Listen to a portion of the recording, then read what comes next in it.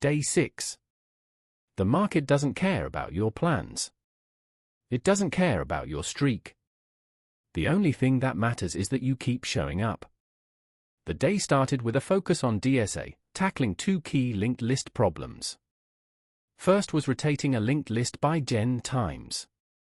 The main challenge was handling the edge cases, especially realizing that if then is larger than the list length, you only need to rotate n% length times. Getting that optimization and relinking the new head and tail was the core task. Second was checking if a linked list is a palindrome. This was much tougher, involving finding the middle, using slow, fast pointers, reversing the entire second half, and then comparing it with the first.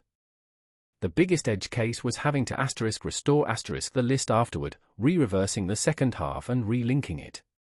These problems really dove deep into the logic and solidified my understanding of manual pointer manipulation.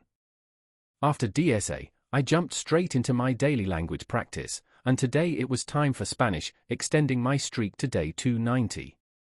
Today was all about pushing my active recall.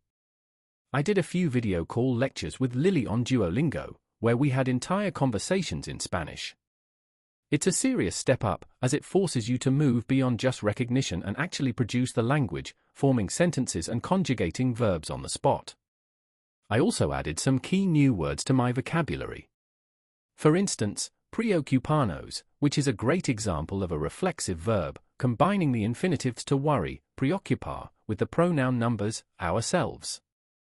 I also learned ruido, noise, fumar, to smoke, and encenando, which is the present participle, or the think form, of the verb to teach, enseñar. By the time I finished, I'd completed my 3-day quests, hit a 29-point score, and climbed back to the top of the weekly leaderboard. Next, it was time for machine learning. I'm moving on from polynomial linear regression, so the next logical step is learning regularization techniques. Basically, these techniques are used to adjust the model's loss function to improve its generalization. It's how you stop a model from overfitting or underfitting the data. I started with L1 regularization, also called Lasso. Imagine your dataset has values from 0 to 10, but one outlier is way up at 35. The model tries to stretch to reach that outlier, which makes it inaccurate. L1 Lasso works by essentially eliminating these unnecessary elements, bringing the model back to a more accurate, perfect fit. Then there's L2 regularization, or ridge. Instead of removing the outlier, L2 just decreases its value. This is crucial for cases where that outlier is still important and has some relevance. L2 tries to decrease its value, bringing 35 down closer to the 0 to 10 range, so the line doesn't overfit, but we also don't lose that piece of data. It's all about maintaining a perfect balance. With the learning done, it was time for my daily trading session. I opened the market and immediately saw that gold had dropped 2.5%. It was a much bigger fall than I expected. I checked Forex Factory for any major news, nothing. So, I just moved onto the chart and started marking my levels, looking for a trade. I saw what I thought was a potential upside trade. It looked like it would move up a bit before reversing, so I tried to jump in and squeak out a small profit before shorting it. Well, it had other plans. The market manipulated me. It started consolidating, never went into profit, and finally hit my stop loss. I had to book the loss, $31 down. That puts me $91 down in this new account on just the second day. It was a tough trade, but it's a lesson: the market isn't going to reward you easily. Don't try to squeak out the tiniest bit of profit you think you see, because the market will punish you for it. After that, I took a break to read 10 pages of Can't Hurt Me. There's so many times in life you don't want to be doing what the fuck you're doing. You can't just fucking quit. Remember this isn't a hobby, this isn't a fucking joke, it's a fucking lifestyle. So what you say to yourself is important. There's no fucking coach, there's no trainer to keep you going, it's only you. So think about this, you've been working your whole life to get a fucking seat at the table. The seat at the table is you want to be the best amongst all the best people in your fucking career field. So you finally get that letter. It's steak, lobster, it's a big dinner. Everybody's showing up, dressed to the nines. Make sure you show up soaking wet from fucking getting after it, working out hard, towel around your neck. You respect the event, so make sure you put that towel over that nice chair so you don't fuck it up. The whole thing is this: don't say a word.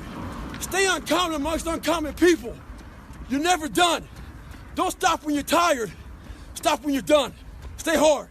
Then, it was time to put the morning's DSA lecture into practice. I opened up LeetCode to try and solve those exact 2 questions myself. The first was rotating the list by k number of times. It's a medium-level question, and it was a serious challenge, mostly because of all the edge cases you have to handle. But after a few tweaks, I got it solved. Next up was the palindrome question. LeetCode rates this as easy, but to be honest, it felt tougher than the medium one. It's a linked list, not an array, so finding a palindrome is a hell of a task. You have to find the middle of the list, a new, reverse second half. If they match, it's a palindrome. But the biggest edge case is that you have to undo your changes. Before you return true or false, you have to reverse the second half back to its original state and reconnect it to the first half.